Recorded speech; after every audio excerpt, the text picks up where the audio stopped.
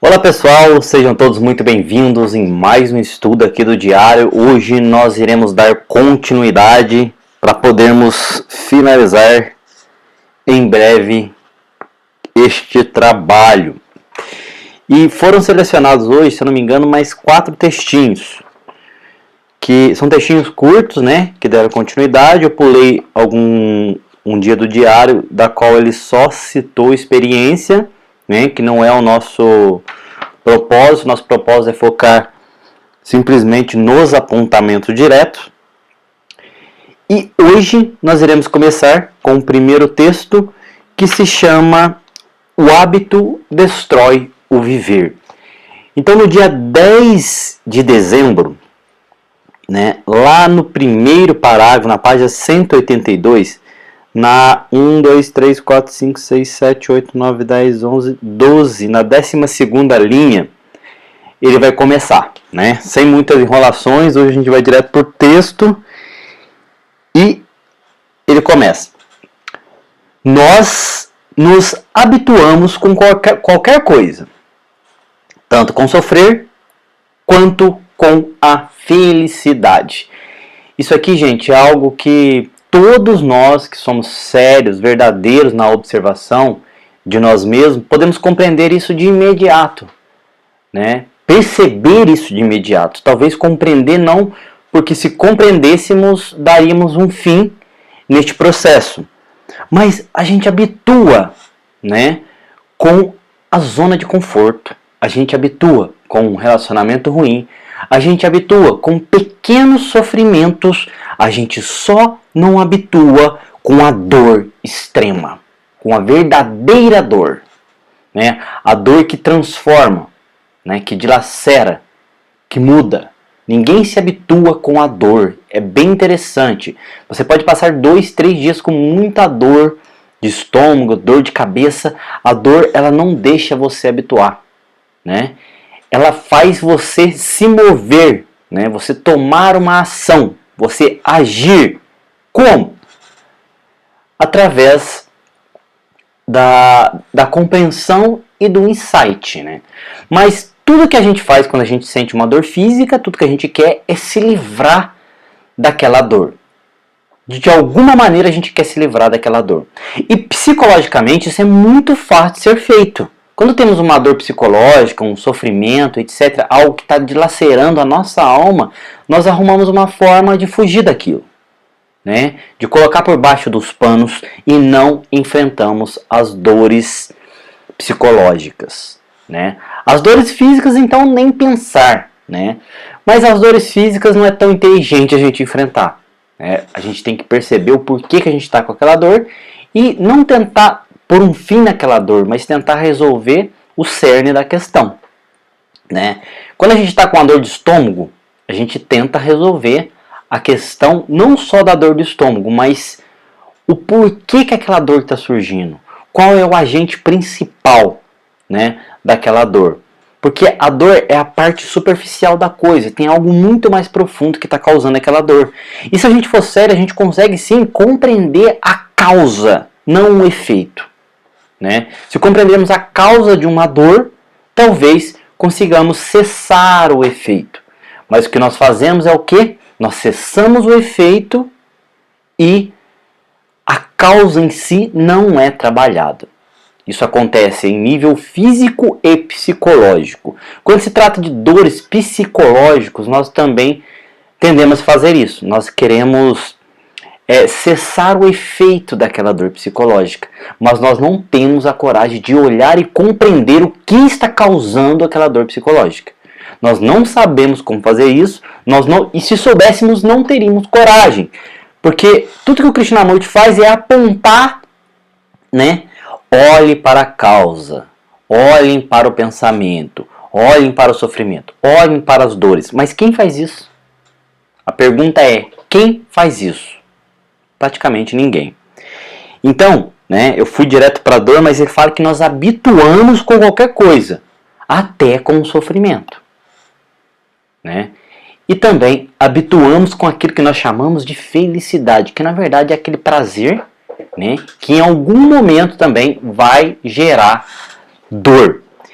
E ele continua: se não nos acostumássemos tão facilmente, seríamos mais infelizes e perturbados. Ou seja, se nós não nos acostumássemos com aquilo que nos gera prazer, que nos gera felicidade, que nos gera bem-estar e contentamento, o nosso sofrimento ia ser muito maior, né?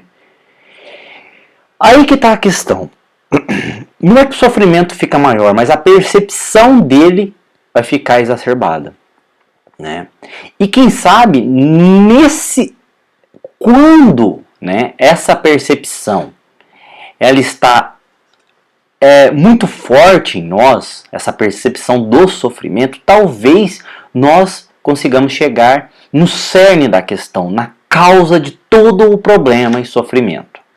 Intelectualmente nós pensamos, eu sei qual é a causa de todo o problema, é a personalidade, é o ego, é o centro, beleza. Isso aí a gente leu nos livros, todos os mestres apontam, desde Ramana, Nisargadatta, Krishnamurti, todos os mestres apontam, o problema é o eu, o problema é o ego.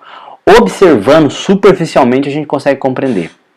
Mas a gente tem que chegar num ponto onde a própria observação cai. O próprio observador cai e fica só a essência do olhar, do sentir e do viver. Talvez quando chegarmos nesse ponto de desaparecer totalmente o observador, né, de acabar com a separação do observador e a coisa observada, talvez consigamos chegar no cerne da questão. Então ele continua, né? Julgamos ser melhor tornar-nos insensíveis e embotados do que termos de enfrentar os maiores problemas. É menos doloroso ir morrendo aos poucos. Sensacional isso aqui, gente. Então, o que nós pensamos, né? Automaticamente, né? Nós aprendemos, né? Fomos habituados a fugir dos problemas desde quando nós somos crianças, desde a tenra idade, né? Corremos para distrações, para prazeres, lazeres, que nos tirem o tédio, que nos tirem o sofrimento, que nos tirem a inquietude, né? O ideal seria se nós não habituássemos, mas que se toda vez que surgisse a inquietude, o sofrimento, a dor, a ansiedade, nós sentássemos e observássemos ela sem fugir do processo, né?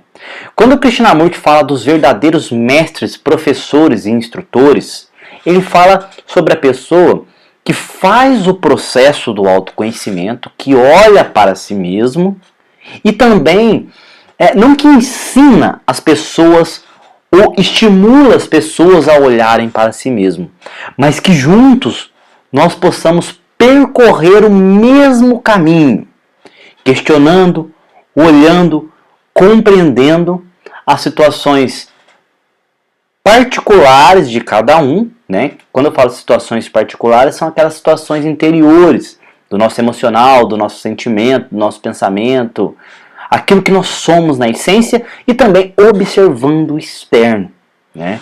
Porque daí a gente vai perceber que nós não somos diferentes das outras pessoas, tá? Particularmente falando, né, eu não posso falar isso pelos outros, a gente observa que há sim um padrão de disfuncionalidade na nossa mente. Há um padrão de esquizofrenia na nossa mente. Há um padrão de conflito e dualidade, né? Mas eu posso falar isso só por mim. Porque eu já vi muitas pessoas que vivem essa dualidade, esse conflito, etc., mas que afirmam com unhas e dentes que isso não existe. E que isso é normal, né? E que isso não é um problema a ser resolvido, mas administrado, né? Essa é outra questão, né, que vale a pena ser questionado, né? Essa administração emocional, dessa oscilação, esse controle emocional, né? A gente percebe que controle emocional, ele ainda nos deixa embotados em relação à vida, embotados em relação à sensibilidade e embotados em relação à percepção que a nossa mente, o nosso cérebro tem sobre as coisas, né? Então, desde moleque, a sociedade, a educação, a religião, ela nos impele a não lidar com os problemas. E ela traz soluções, né?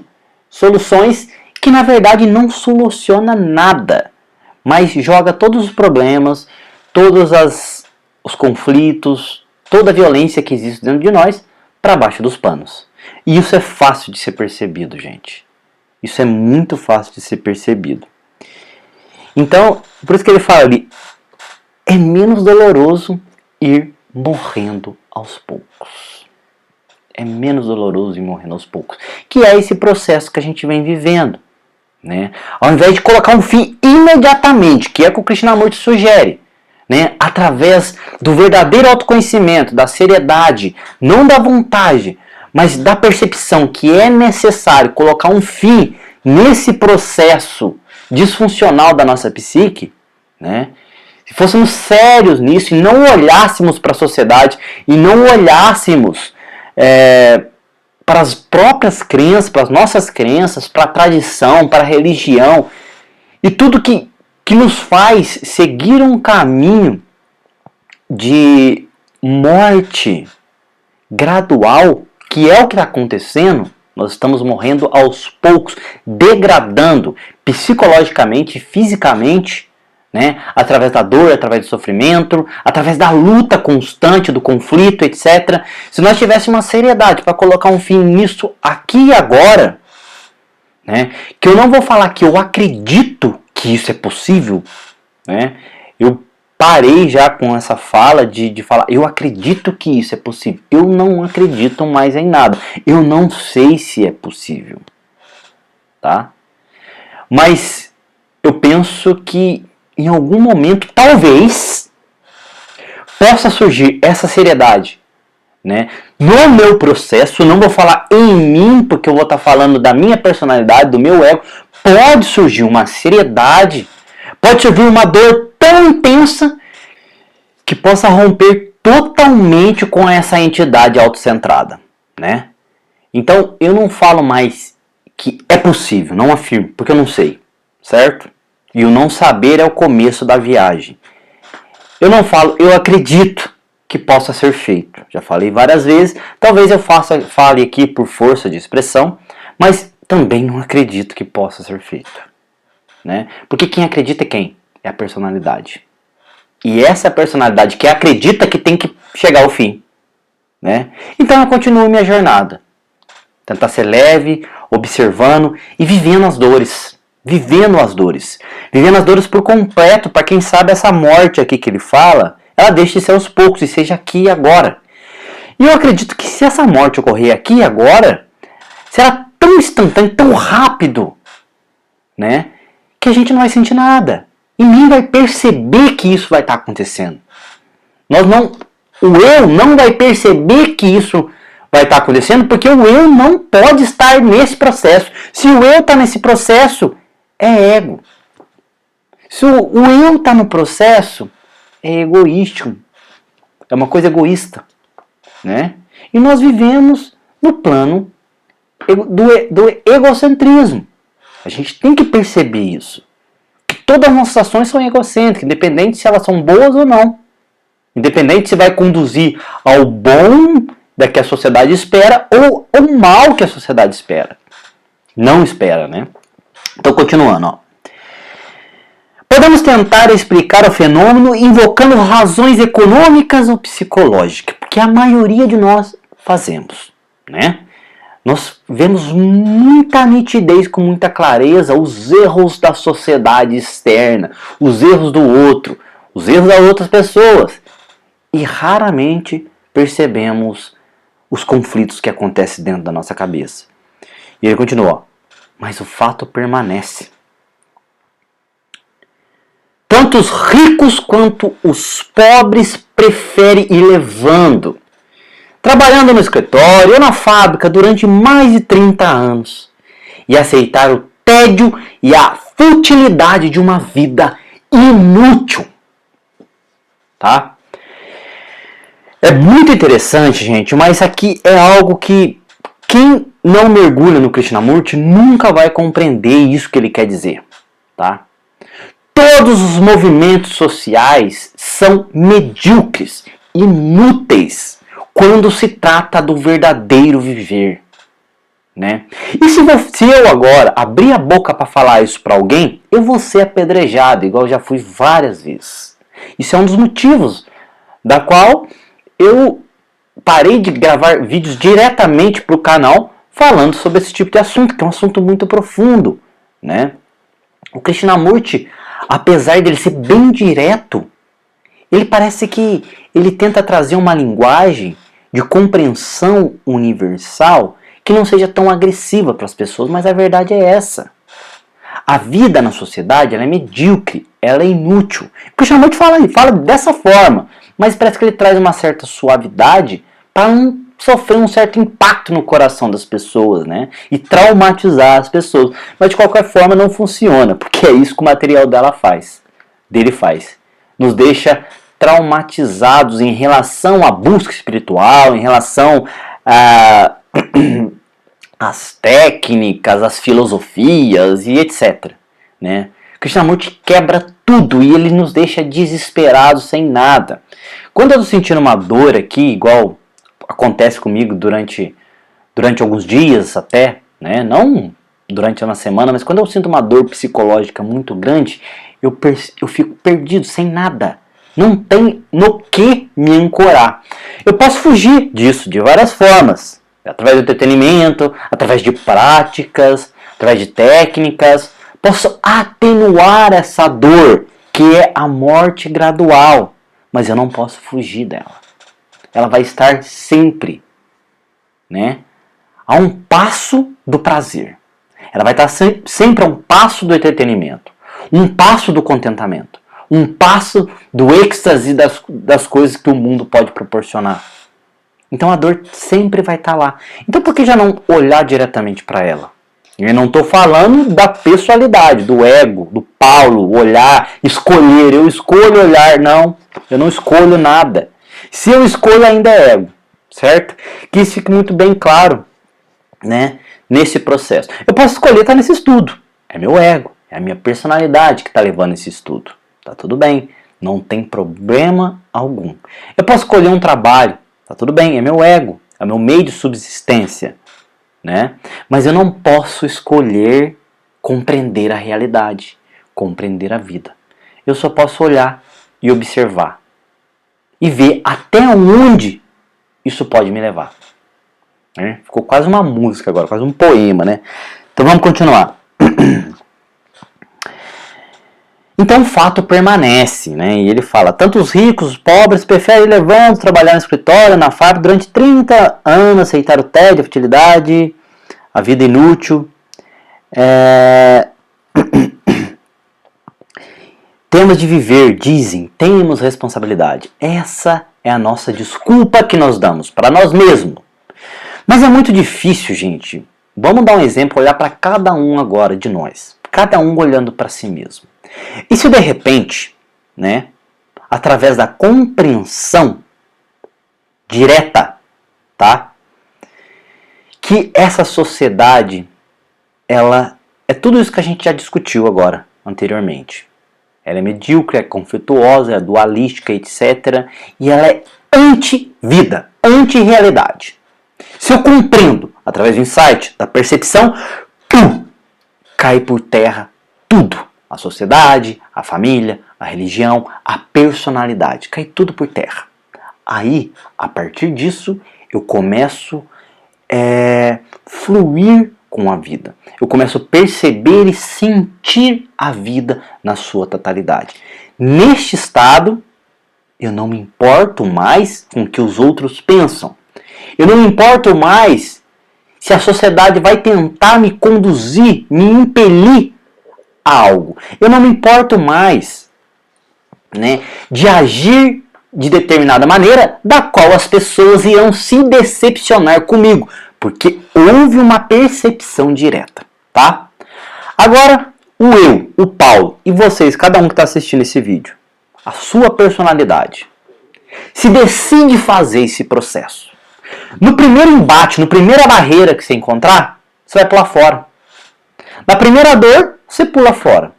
No primeiro julgamento das pessoas, fala que você não quer nada com a vida, etc. Você pula fora. Né? Na primeira crítica social, você desiste do processo. Por quê? O ego é fraco. O ego ele necessita da sociedade. Ele necessita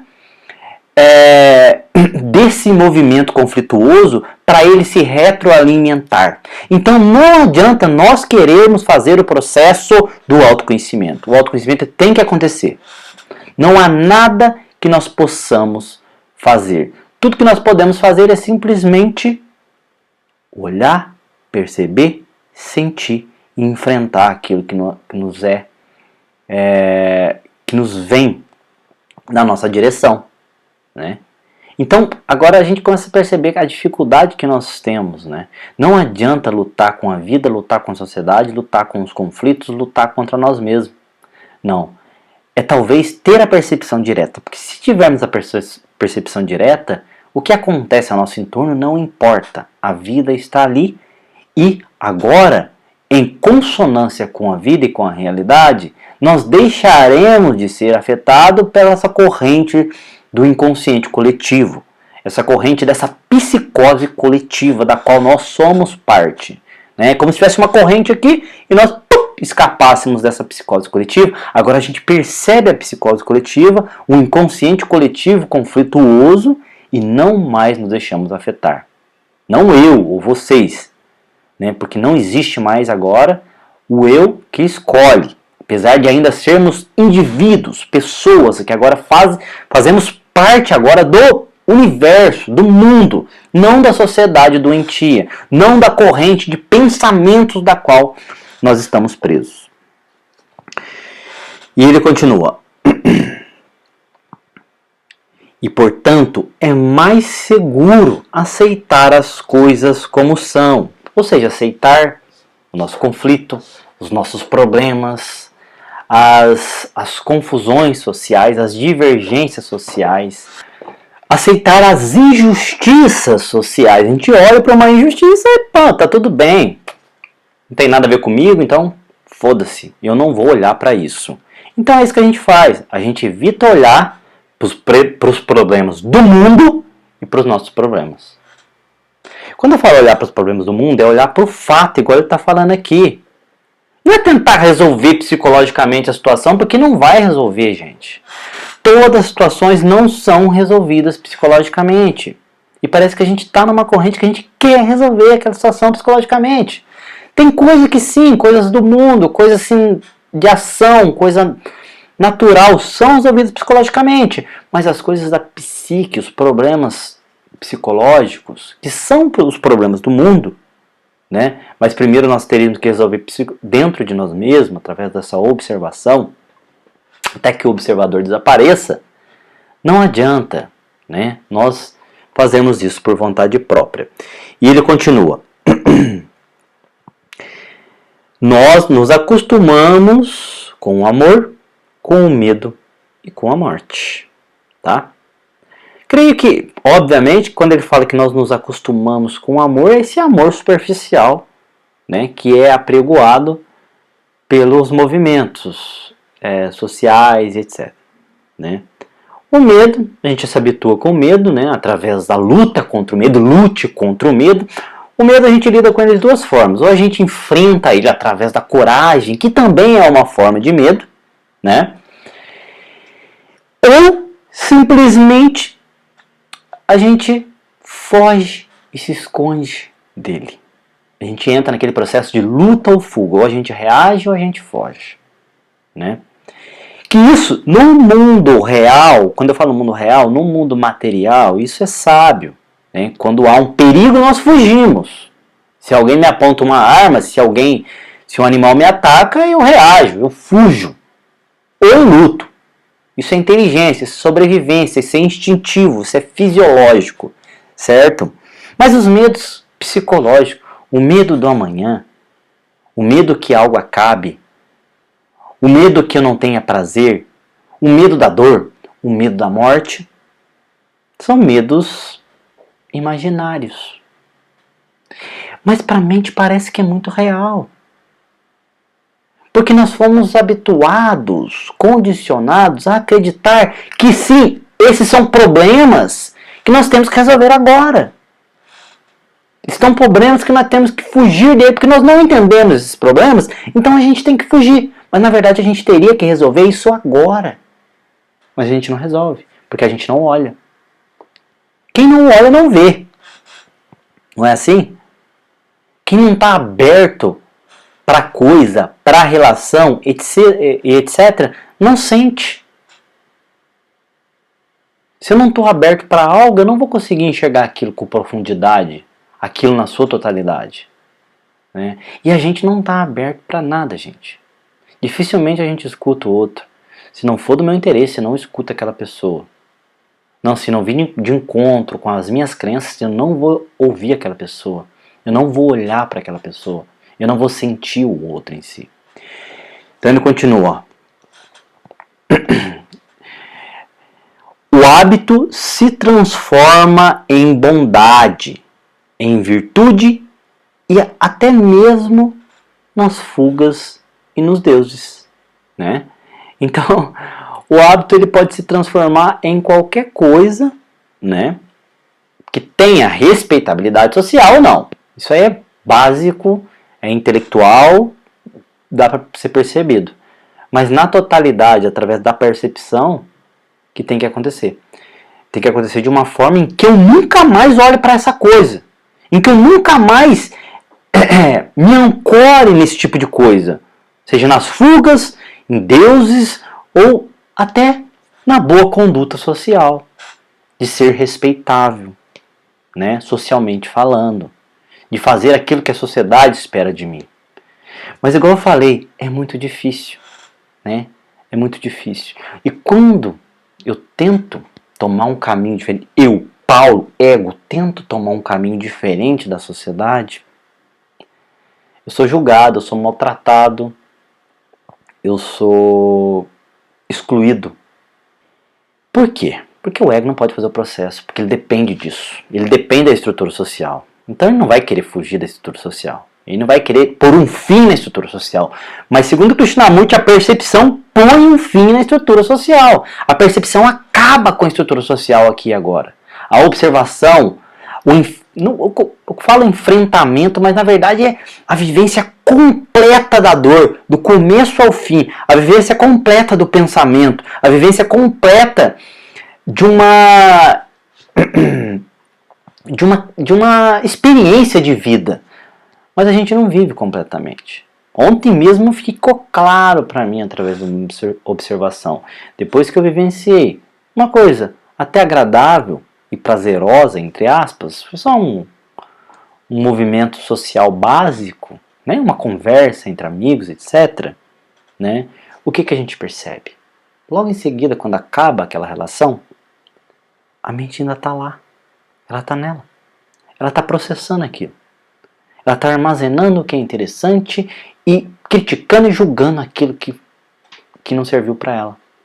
Isso é doentio. Esse processo é automático. E eu não posso fazer nada. Eu posso só olhar. Porque se eu tentar fazer alguma coisa, será outra reação e isso vai gerar mais conflito. E é onde eu sofro mais. Mas é fútil e estúpida a mente que vive no hábito. Resumindo, o mundo, a sociedade, é fútil, estúpida e medíocre. Generalizando, tá? Agora, vai eu falar isso numa discussão de família. Vai eu falar isso aqui, para qualquer pessoa que seja, até para amigos, etc. que que acontece, gente? Automaticamente eu sou excluído, sou chamado de louco e etc. Mas é isso que a sociedade é. Generalizando. Geral. Todos nós, inclusive nós estamos incluídos nisso. Medíocres, estúpida e fútil. Infelizmente nós somos assim. Né? E nós temos que olhar para isso. Olhar para essa mediocridade. Olhar para o hábito em movimento. Olhar para a futilidade que nós somos. Não acolher, aceitar, isso aqui já a espiritualidade já fala, é só olhar. É olhar profundamente, é mergulhar nisso quando acontece. Mergulhar na dor. Né? E é isso, gente. Agora a gente vai para o outro texto, né? A gente vai pular agora. Ah, não vai pular não. Agora no dia 11 de dezembro, né, virando a página do livro físico, no segundo parágrafo, no primeiro ele descreve a experiência e no segundo parágrafo ele começa, né? E o textinho, eu coloquei um subtítulo ali que chama A experiência destrói a percepção, né? Eu acho que nós já falamos um pouco disso no último encontro, da qual ele fala: a experiência, a sensação ou a reação, qualquer estímulo, destrói a lúcida percepção das coisas e a capacidade de compreender. Isso aqui é algo que a gente tem que mergulhar profundamente, né? Muito genial. Primeira linha, a experiência. A experiência, a vivência acumulada, a vivência que virou memória. Aquilo que me trouxe uma imagem gravada na minha mente de dor, de prazer, de satisfação ou de insatisfação. Qualquer coisa que seja armazenada na nossa memória, ela se transforma em experiência, tá? Essa experiência era composta por sensações que reforça a gravação dessa experiência. Então, a experiência aconteceu. Ela causou uma sensação naquele momento. Ela me causou algo. E essa sensação determina um nível de condicionamento. Se a sensação é forte, o condicionamento é forte. Se a sensação é fraca, o condicionamento é fraco. Né? Por observação a gente consegue perceber. Coisas que impactaram, que me deram maior prazer, eu quero repeti-las. Coisas que me causaram muita dor, muita experiência, eu quero afastá-las. E dessa forma, sempre que algo parecido surge na nossa jornada, ou nós abraçamos ou nós reagimos a ela. Nós lutamos contra ela. Né? Então, experiência, acúmulo de memórias, certo? Que são fortalecidas por sensações. Dependente das sensações que eu tive numa vivência, ou eu quero repetir aquilo, ou eu quero fugir daquilo, né? Que é uma forma de reação, né? Que eu já falei. Então, qualquer estímulo, isso destrói a lúcida percepção das coisas e a capacidade de compreender. Então, olha que louco, nós estamos vivendo esse processo aqui, ó, contínuo. É um looping, estamos presos nesse processo. Nós experimentamos algo, quero repetir. Eu sinto dor, eu quero fugir. E a gente está sempre nisso. Enquanto a gente não quebrar esse processo, não quebrar esse looping, o autoconhecimento não começa, gente.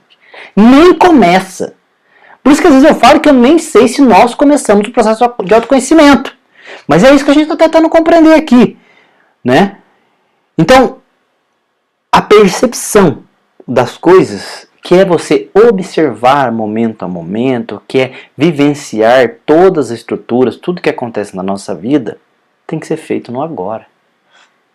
Porque senão a gente vai ficar repetindo essa mediocridade, essa futilidade que nós somos e que a sociedade é. 100% da sociedade é. Né? Não vale nem contar as pessoas que... Porque nós não sabemos. Né? A gente só sabe a clareza que o Krishnamurti traz, a nitidez, a clareza. Isso aqui, gente, que é tão simples que ele traz. Tão simples, né? Eu vi um texto esse dia, né? Que fala que... Um amigo meu postou que fala que a simplicidade é a chave de tudo, né? Mas é muito difícil ser simples. É muito difícil ser simples. Porque nós somos, psicologicamente falando, né, estruturas complexadas. Vou usar esse termo. Eu acho que é melhor usar esse termo.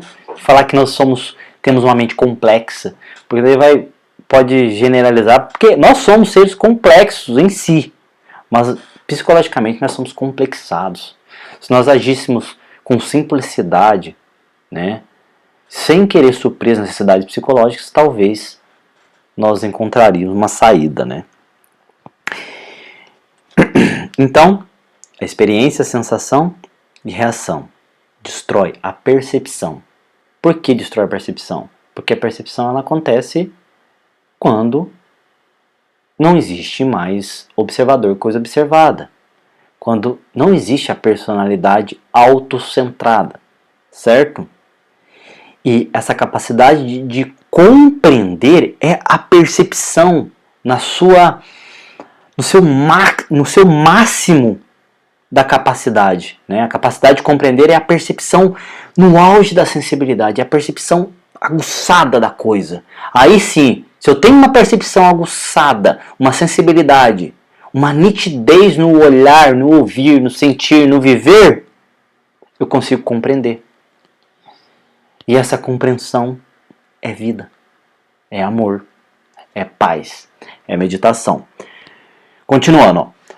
Damos o nome de experiência a uma sensação ou uma reação a algum estímulo básico. Então, chamamos de experiência aquilo que nós vivenciamos e armazenamos na nossa memória. Qualquer experiência, seja ela mesquinha ou não, engrossa os muros do isolamento. Isso aqui é importante a gente entender. Ele fala que qualquer experiência, qualquer memória, qualquer condicionamento, qualquer acúmulo, ele é uma barreira para a percepção. E ele dificulta cada vez mais o processo da sensibilidade. Então toda vez que eu passo por uma experiência e eu acumulo aquela memória, eu quero repetir aquilo na minha vida, isso reforça o muro. Então cada momento que passa, gente, sinceramente, ao invés de nós descondicionarmos, igual eu vejo, já falei disso também, dessa forma, já vi pessoas falando, vejo muita pessoa falando de descondicionamento gradual. Ao invés de descondicionarmos, a gente está acumulando experiência, a gente está aumentando a barreira, a gente está enchendo o copo. E a ideia não é encher o copo, é desvaziar o copo. Entende? Isso aqui que eu estou falando, pode ter certeza, é doloroso para mim, pode ser doloroso para vocês. Mas cada dia que passa, o processo se dificulta, né? Se fosse um processo gradual, nós estaríamos perdidos. Porque cada vivência que a gente tem, parece que a gente reforça esses condicionamentos. Parece que a gente piora a nossa situação em termos de autoconhecimento, né? Mas isso não é algo que nós temos que nos preocupar, não, gente. Sinceramente, eu não acho que isso é algo que nós devemos pensar muito sobre isso e se preocupar. Porque quem pensa é a entidade, quem pensa é o ego. Né? Quem se preocupa é a entidade que quer se livrar dela mesma, mas não sabe como. Na verdade, ela não quer se livrar dela mesma. E mesmo se ela quisesse, ela não pode. Né? Tem que haver uma energia através dessa compreensão, através dessa abertura. Né? Então, qualquer experiência que seja, ela engrossa os muros do isolamento. Por que o isolamento? Isso é bem interessante aqui a gente entender essa parte, porque parece que agora veio assim no estalo. O isolamento é nesse isolamento que eu vivo agora. Que isolamento? O isolamento da entidade personalizada que é o Paulo. Tudo pelo Paulo. Tudo por mim. E os outros, ó, dane-se. Você entende? Primeiro a gente pensa nos nossos benefícios, naquilo que a gente quer, nos nossos resultados, etc. E daí, se sobrar um tempo, eu ajudo o próximo. É assim que nós funcionamos. Então, a experiência reforça crença de que eu sou separado do mundo. Então, isso ele chama de isolamento. Nós estamos isolados, nós não somos indivíduos que fazemos parte de um sistema organizado universal. Nós estamos isolados dentro da caixinha do eu, que eu penso ser. E quando eu reforço isso, eu faço de tudo para me proteger, para fechar no meu casulo, para que ninguém me toque. Eu não quero ser ferido, né? Eu tenho medo do que o outro possa fazer comigo o tempo todo, né? Isso é fechar no próprio casulo. Isso é o isolamento, né? Que cada vez mais fica muito mais forte se eu não quebro esse looping, né? Essa corrente, né? do reforço dos condicionamentos.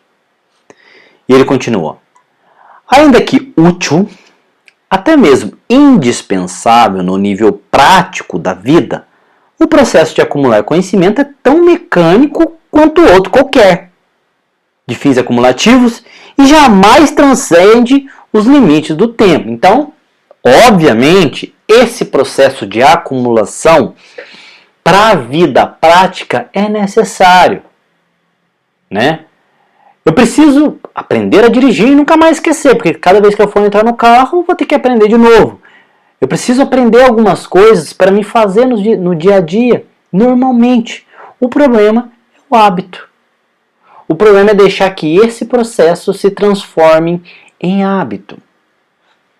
Porque se transformar no hábito, eu vou começar a selecionar, a escolher hábitos que me trazem somente o prazer. Um trabalho que me traga somente o prazer. Pessoas que me tragam somente o prazer. E etc.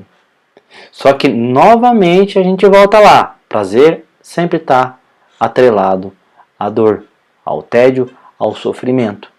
Então seria mais sábio compreendermos todo o processo, ao invés de escolhermos qual processo nós teríamos que viver. Tá? Lembrando, gente, que essas palavras aqui, né, é só para gerar insight mesmo, né? Todo esse estudo, todo esse trabalho que a gente faz é, quem sabe, para gerar um insight.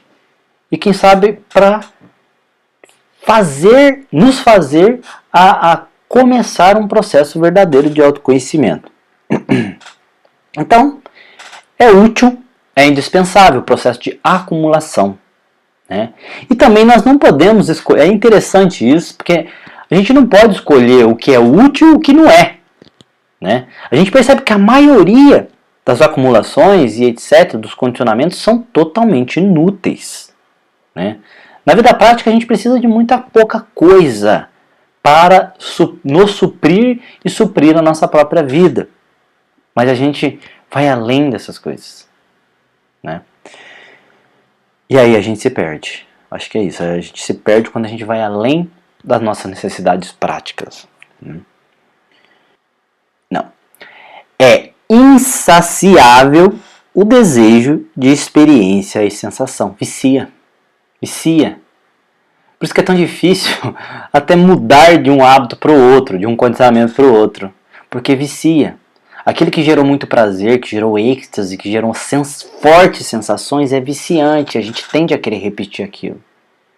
E depois a gente corre atrás de migalhas a vida toda. Porque você pode ter certeza, as melhores sensações que nós tivemos na nossa vida foram inesperadas. Não foram calculadas. Eu não escolhi. Elas aconteceram. Se cada um de nós agora olhar para nós e percebermos que os melhores momentos da nossa vida foram espontâneas e inesperadas. Nós não escolhemos. E mesmo assim, a gente percebe isso intelectualmente, mas mesmo assim, a gente cai na armadilha de querer repeti-las. E aí nós ficamos frustrados, porque nunca mais vai ter aquela sensação. Agora, gente, vamos imaginar. Se as melhores coisas da nossa vida foram espontâneas, se as melhores sensações, os êxtases, foram inesperados, e eu não escolhi, não foi calculado, Imagina se nós vivêssemos ausentes totalmente da busca por sensações, da busca por coisas boas, da busca por repetições de prazeres. Lembrando que as melhores coisas da vida são inesperadas, a gente ia viver num êxtase absoluto. Isso é bem lógico que eu estou falando aqui, bem racional mesmo, tá? Mas pode ser que eu esteja equivocado, mas faz muito sentido quando você olha aqui essas experiências do Krishnamurti. Ele não espera nada e ele tinha tudo. Ele não corria atrás e a vida corria atrás dele, né? Ele não buscava essas vivências extraordinárias, mas a própria vida dele era extraordinária. E quando eu falo extraordinária, é no nível assim estratosférico, é muito além do que a gente possa imaginar, né? E ele continua.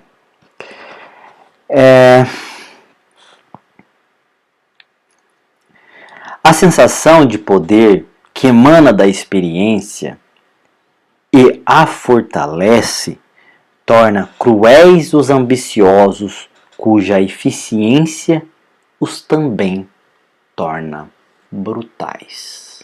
Resumindo, a nossa sociedade se torna cada vez mais brutal. Quanto mais eu acumulo experiências, fortes sensações, para isso, para repeti-las, eu preciso de poder, eu preciso de energia, eu preciso de domínio, de controle. E a partir disso, eu vou fazer qualquer coisa para saciar os meus desejos. Agora eu vou dar um exemplo bem simples. Uma pessoa que é viciada em drogas. Ela rouba a família, ela rouba o pai, ela rouba a mãe, ela rouba a esposa. Qualquer coisa para ela saciar o prazer da droga, da bebida e etc. Os poderosos, para ter domínio sobre as outras pessoas, para ter mais dinheiro, etc., ele faz qualquer coisa. Ele derruba os concorrentes, ele despede as pessoas, independente de quantas pessoas vão passar dificuldade por causa daquilo. Ele traz sofrimento em caos para todos na sociedade, desde que ele se mantenha firme. Só se olhar para o que está acontecendo hoje lá na Rússia, né? É uma injustiça social gigante, mas ele não está se importando das 300 mil pessoas que já morreram nessa guerra. Ele não está se importando. O que importa são os interesses próprios. Ah, é interesse político. Não, é interesse próprio, de poder puro. Então a gente pode ver isso em pequena escala, que é a pessoa que rouba para suprir seus prazeres, ou a pessoa que mata 300 mil para salvar uma nação. Né? A pessoa que faz parte desse sistema social, etc., e defende esse sistema com unhas e dentes. É muito difícil, gente. Tipo, hoje em dia, né, para mim é muito doloroso descobrir uma forma da qual eu não faça parte diretamente do sistema, da qual eu não prejudique diretamente as pessoas, mas sempre que o ego e o pensamento tomam uma ação, o que acontece? Nós prejudicamos algo, nós destruímos, nós geramos violência. Infelizmente é assim. E nós temos parte também da parcela, esses exemplos que eu dei aqui, nós temos parcela de culpa, né, na verdade. Esses exemplos que eu dei da guerra, etc., tudo vem do inconsciente coletivo, né, porque todos nós funcionamos dessa maneira. E em nível muito mais profundo também, né, que a gente vai falar que nós fazemos qualquer coisa para nós nos mantermos íntegros, para nós nos defendermos. Nós lutamos e brigamos com próprios familiares para defendermos os nossos interesses psicológicos particulares. Então foda-se o mundo, eu sou o centro. Foda-se o mundo, eu sou o indivíduo. Sou individual, individualista, não sou indivíduo. Né? Na linguagem krishnamurtiana, entre aspas, nós somos individualistas. O indivíduo é que faz parte de um todo. O individualista, ele é o centro do mundo. Né? Então, continuando. Ó. Então, a eficiência da ambição, né? Quanto mais poder eu tenho, quanto mais ambição eu tenho, a eficiência de destruição ela é enorme. Quanto mais ambicioso, mais destrutivo eu sou. Só que as pessoas que são ambiciosas elas não percebem, porque a ambição cega. Não só a ambição, o medo cega, né? A pessoa que tem muito medo, ela paralisa, né? O desejo cega, a vontade por mais experiência cega, hábitos cegam a pessoa, prazer cega a pessoa. Cega em termos que nós não conseguimos olhar o fato e ver a realidade. Porque se vêssemos a realidade, nós não conseguiríamos fazer o mal para um ente que faz parte de nós mesmos, que é integral, que é tudo que existe. Nós não conseguiríamos fazer isso. Continuando.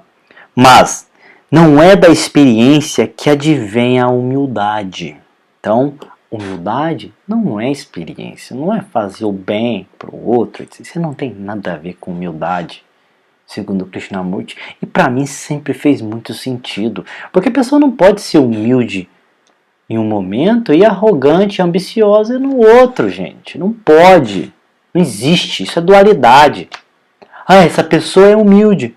Cara, mas às vezes você olha as pessoas, né, que são chamadas de humilde, ela tem momento de extrema ambição, mesmo que seja espiritual, né? E cada um só pensa em si mesmo. E quando você joga essa questão séria em grupos espiritualistas, sabe o que eles fazem? Pula fora. Muda de assunto, foge do assunto, fica andando em círculos e não lida com a questão, né? E aí, por isso que logo que eu percebi isso, né, eu fiquei revoltado com esses movimentos espirituais, socialistas, socialistas não, espiritualistas, né? E abandonei todos logo de início e nunca consegui me manter num movimento espiritual. Desde moleque. Sempre tentei, né? Falei, às vezes eu me encaixo aqui no espiritismo, às vezes eu me encaixo aqui, né, nessa filosofia, às vezes vem para outras filosofias, a religião, etc. Nada.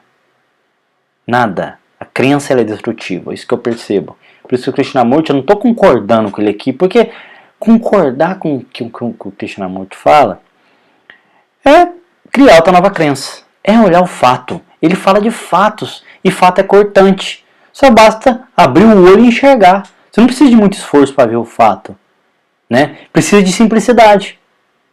E é isso que a gente está tentando tocar. A própria simplicidade que existe em cada um de nós, que é a própria vida. Né? Mas não é da experiência que advém a humildade. Essência da virtude. Então, sem humildade, não existe virtude. Qual é a sua virtude? Escreva 10 pontos de que você é virtuoso. Tem uma época que perguntaram isso pra mim num curso de coach e eu consegui colocar lá as minhas qualidades e as minhas virtudes. Né? Na escola, quando a gente é criança, eles pedem, escreva aí as 10 virtudes, 10 qualidades, etc. Sei lá, enumerava algumas lá que você achava que você tinha. Hoje, se formos honestos, quais são as suas virtudes? Primeiro eu perguntaria, o que é virtude? Porque eu não tenho a mínima ideia do que seja. Eu já achei que sabia. Hoje eu não sei. Não sei qual é a minha virtude. E eu prefiro ficar nisso. Ah, é assustador? É. Bem assustador. Mas é a realidade. É a verdade. Né? Se a gente for lidar com o fato, com a realidade. E ele continua, finalizando o textinho aqui. Ó. E sem ela, nada se aprende. Pois aprender não significa acumular conhecimento. Sem virtude, não há aprendizado.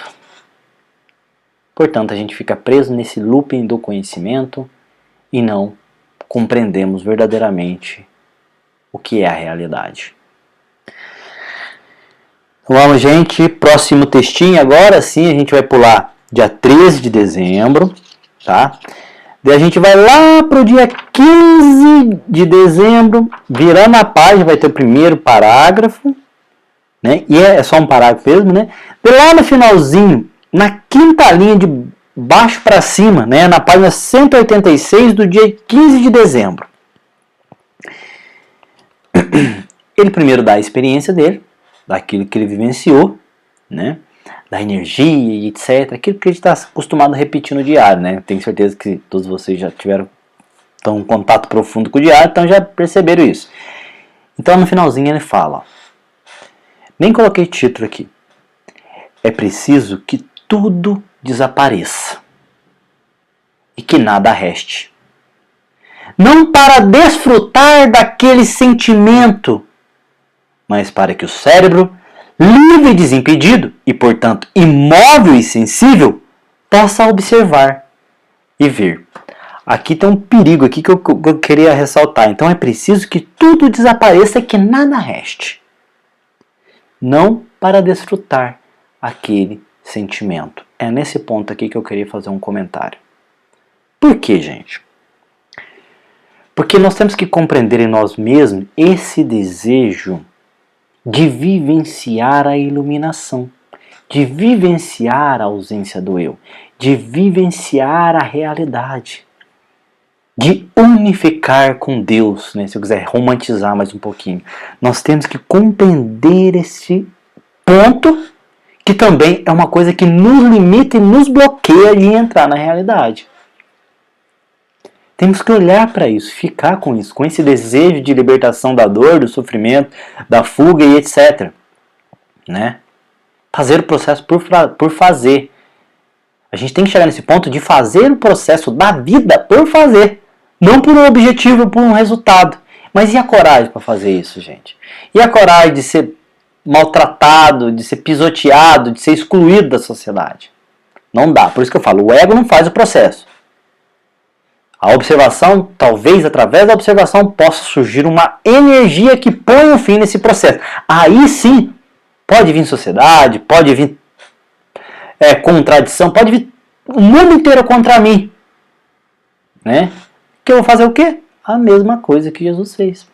Não vou me importar. Quer me crucificar? Me crucifica. Mesma coisa que o indiano na beira do Ganges fez. Quer cortar o meu pescoço? Quer me matar? Pode me matar. Mas você não vai ter o controle sobre mim.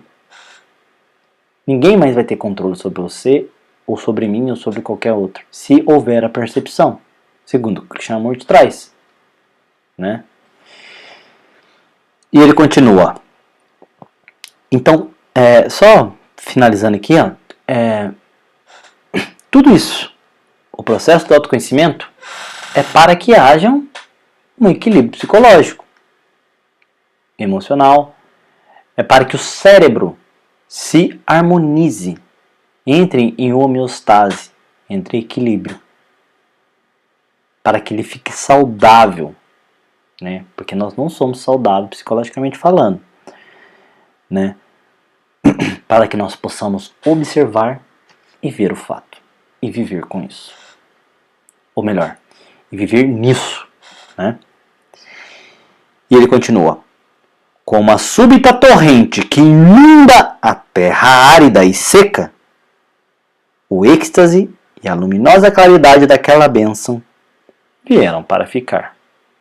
Aquilo que eu falei um pouco anterior, né, gente? Quando você não espera nada, coisas impressionantes acontecem na nossa vida. Quando nós não buscamos, quando nós não ficamos presos nas nossas misérias psicológicas, desejos, resultados, etc., coisas extraordinárias acontecem. Coisas que nós menos esperamos acontecem. Né? E são coisas extremamente prazerosas. O problema é quando eu acumulo esse prazer e tento repetir. Aí eu fico entediado, porque as melhores coisas da vida são espontâneas. Agora, se vivemos de momento em momento, estamos vivendo aonde? Na espontaneidade. Estamos vivendo aonde?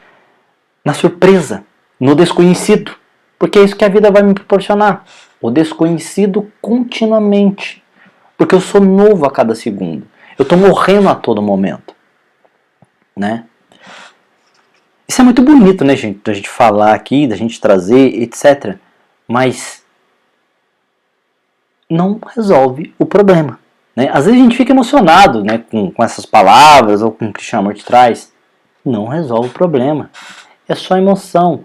O que vai acontecer em outro momento é que a gente vai tentar buscar essa sensação novamente. Vou dar outro exemplo aqui. Uma vez eu tive uma sensação lendo um livro, né, do Eckhart Tolle. Já deve ter comentado isso em alguma aula. O Despertar da Nova Consciência numa praça em Itajubá, uma cidade vizinha da onde eu morava. Foi uma sensação que eu nunca tinha vivido antes. Depois disso, eu li aquela mesma página 30 vezes achando que foi o livro em si que me trouxe aquela sensação, mas não foi. Eu não esperava aquilo e aquilo veio. Quando a gente não espera algo, aquilo se apresenta o tempo todo. Quando você espera algo, aquilo nunca chega. A gente pode trazer exemplos simples aí de quando a gente está com ansiedade para que algo chegue logo. Eu fiz uma compra na internet, mas não chega. Eu fico olhando todo dia no objeto correio e nunca chega, meu Deus, porque eu estou esperando. Se eu esqueço daquilo totalmente, aquilo chega. Aquela lei do soltar Coelho Couto fala que aquilo é real, né? Mais real ainda em nível de realidade. Sempre que eu espero uma experiência, aquela experiência é entediante, é chata e não supriu as minhas necessidades de sensação, porque a primeira que eu vivi foi espontânea, a segunda foi autocriada, né? A segunda sensação, a busca que eu tive naquela sensação foi autocentrada, calculada. Eu calculei para vivenciar aquela sensação. Eu sempre, desde moleque, né, quando eu era adolescente, eu tive esse insight uma vez. Nós fazíamos uma festa, a festa era top, era extraordinária, era sensacional. Não para mim, mas para todos os envolvidos. A gente falava assim, vamos repetir aquele evento? Vamos. A gente repetia. Nunca era igual. Porque a primeira foi espontânea. A gente não esperava nada dela, né? A segunda foi calculada. A gente esperava a sensação da primeira, que nunca mais voltou. Isso acontece com pessoas, circunstâncias e situações. E mesmo assim, a gente tende a querer repetir o processo. Por quê, gente? Porque a gente é escravo da sensação. Nós somos escravos das sensações, dos sentimentos, dos prazeres, dos desejos.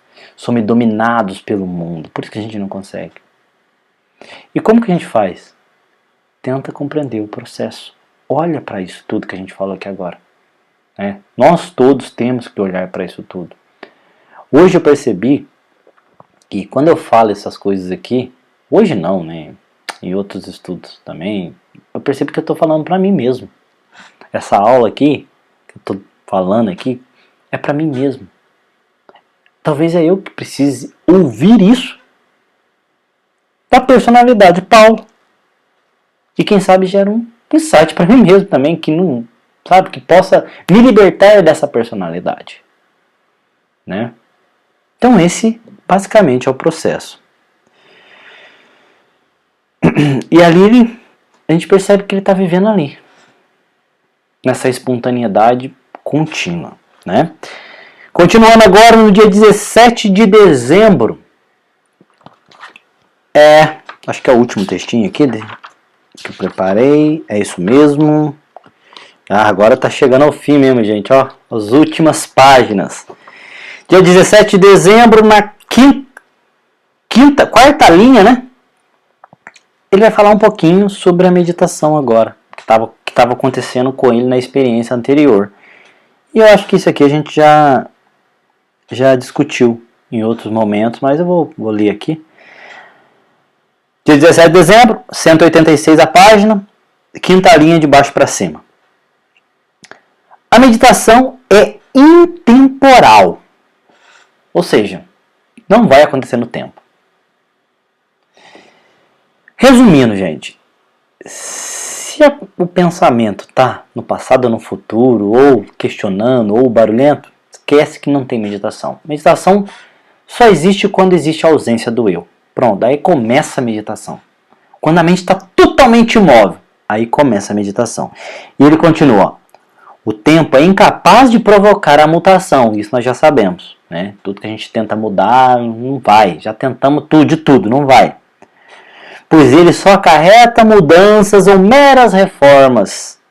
A meditação oriunda do tempo é destituída de liberdade.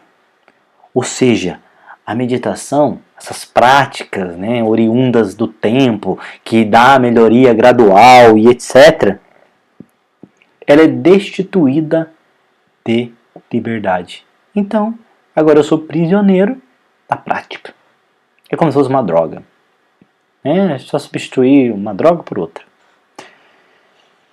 Isso é doloroso, é triste, né, para pessoas que correndo atrás de meditação, que praticam meditação há anos, né? Chega num ponto desse, percebe isso, é muito doloroso. Mas que bom que a gente percebeu isso o quanto antes, né? Porque igual o Krishnamurti fala, tem pessoas que estão há 30, 40, 50 anos em prática e ainda acredita que a meditação vai libertar. Mas meditação é uma forma de torpor, assim como drogas recreativas. Então, é destituída de liberdade e engendra o círculo vicioso da escolha e do conflito. Ela reforça, né? Ela aumenta a barreira, o círculo vicioso da escolha do conflito. Ou seja, basicamente ela reforça o eu, o senso de eu.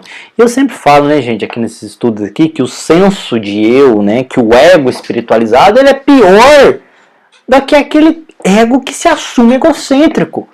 Porque o cara que fala, não, eu sou egoísta mesmo, ele já se percebeu egoísta. Sabe? Ele está muito mais perto de quebrar, de colapsar em si mesmo, em termos de personalidade, em termos de conexão com a realidade, do que o próprio espiritualista. Porque o espiritualista, ele fala, não, meu ego está diminuindo, meu ego está se dissolvendo e etc, né? E tem esses discursos, né? Mas na verdade, agora o ego dele está blindado, com uma camada assim, tão sutil, socialmente aceita pela sociedade. Agora ele é um santo, um monge, um espiritualista, um mestre espiritual. E é essa imagem que eu não quero mais passar para as pessoas. Só você olhar nos vídeos, né, nos comentários, né? Tem muito comentário, ai, você é iluminado, você é isso. Essa imagem errônea que também distorce a percepção do outro.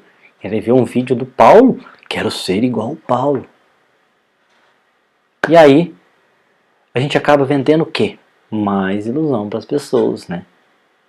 E se a gente for perceber, né, na internet, as pessoas nunca fazem isso, nunca falam a verdade do que elas são em si, né? Elas ocultam esse lado conflituoso e mostram um lado espiritual que, na verdade, é fake. Assim como todo o resto, toda a estrutura social é fake. Então é isso, gente. Gratidão mais uma vez, né? Essa mais uma aula. Semana que vem teremos, acho que mais 2 aulas, né? Pra gente poder finalizar esse mês. E em fevereiro, tudo indica que nós iremos terminar este trabalho com chave de ouro. Gratidão, gente, mais uma vez. Gratidão pela paciência e até um próximo estudo.